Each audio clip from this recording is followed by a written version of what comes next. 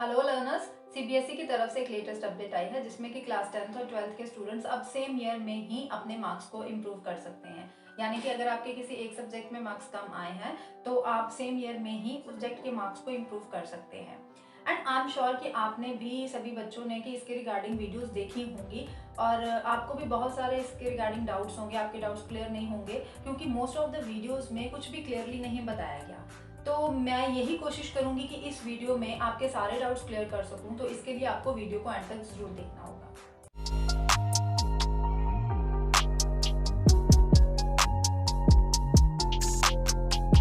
Main topic पर आने से पहले मैं अपने बच्चों को उनके फायदे के बारे में कुछ बताना चाहती हूँ क्योंकि अभी 1 मंथ बाद आपके बोर्ड के एग्जाम स्टार्ट होने वाले हैं।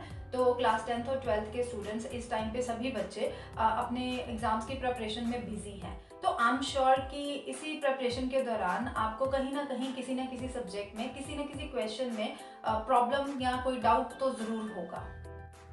तो मेरे सारे प्यारे बच्चे अनअकैडमी के आस्क अ डाउट फीचर को यूज़ करके अपना डाउट क्लियर कर सकते हैं।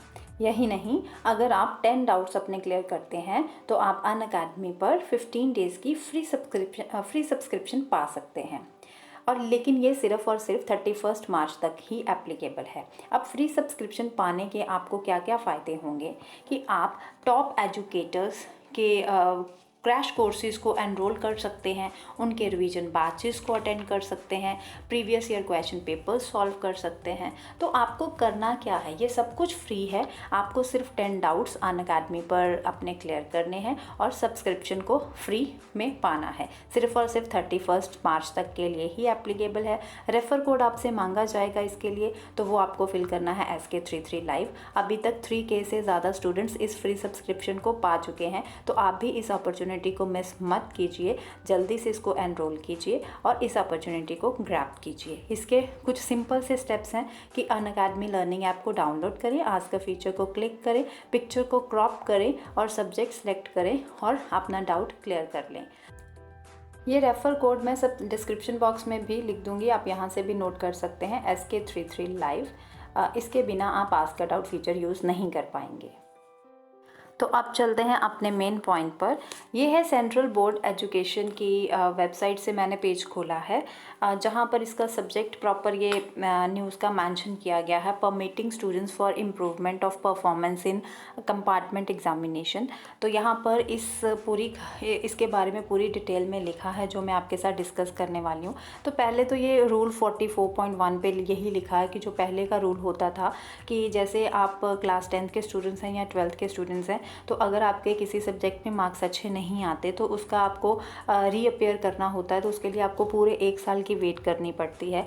लेकिन अब रूल्स थोड़े चेंज कर दिए गए हैं। अब नई एजुकेशन पॉलिसी के अकॉर्डिंग रूल्स को चेंज किया गया है। अब आपको पूरे 1 साल की वेट करने की कोई ज़रूरत नहीं है। क्लास 10th और क्लास 12th के स्टूडेंट्स सेम ईयर पर ही रीअपेयर कर सकते हैं एग्ज़ाम को। तो ये आपको मैं प्रॉपर दिखा देती हूँ।